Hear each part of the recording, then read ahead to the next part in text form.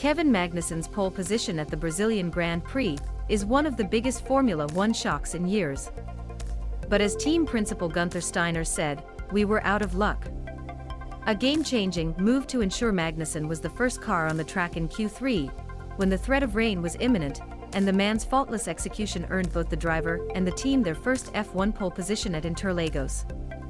Mark Hughes, what makes Magnussen so good in the wet? And that was also won by his third-quarter performance and other key moments in the session before that. It was simply talent rather than an accidental post. "What a day it was," said Magnussen. "And what a performance by the team. We nailed it today. The guys in the garage on the pit wall just made it. Getting me on the track as the first car was really game-changing to give me the best track piece today. I have to thank them. And also a great car, we were very fast in qualifying. What a day though." The Haas VF22 was well suited to damp but dry conditions in Q1, but Magnussen could be knocked out, as teammate Mick Schumacher did after switching to soft tires late. Haas flirted with disaster by choosing the second intermediate car set in Q1, as did the eliminated Alfa Romeo, while the team got their drivers on the softs in time to get the critical prep lap and then a proper push. Magnussen did this job. Shock post proves F1 has made a seemingly insignificant rule change. The late pass gave him a narrow window to make his final lap, but unlike Schumacher, Magnussen was able to generate tire warmth and felt good enough grip to avoid knockout. By the third quarter, Haas faced the same conditions as every other team, a dry track and the obvious threat of imminent and prolonged downpours. The team and Magnussen did the best job at this together. Haas had a significant advantage, last in the pit lane and therefore closest to the exit, and used it to secure a position at the head of the tail. Do you risk going out on dry ground because we know the rain is coming, or is it better on intermediate grounds? That was the decision, said Steiner. Since it will start to rain, once the decision is made to go on the slippery ground, we have to get out first.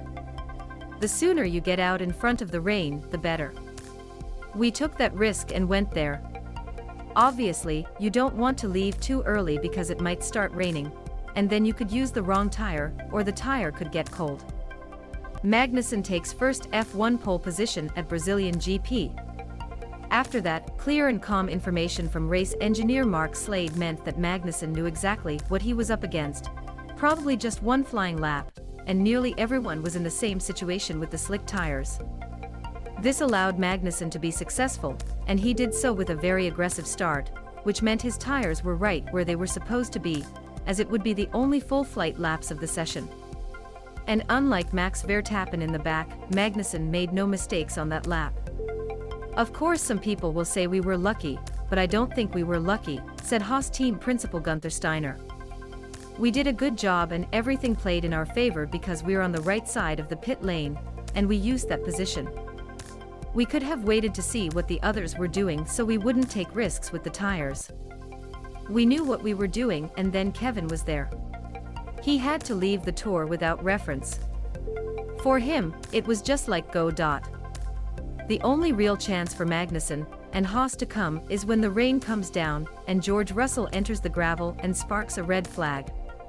This combination hindered further development, but everyone knew it was a possibility. It is only in such circumstances that you can make such a difference as a team, to make all the right decisions, etc., said Magnussen. The team and I had excellent communication, risk management, and also made the right calls for a good position.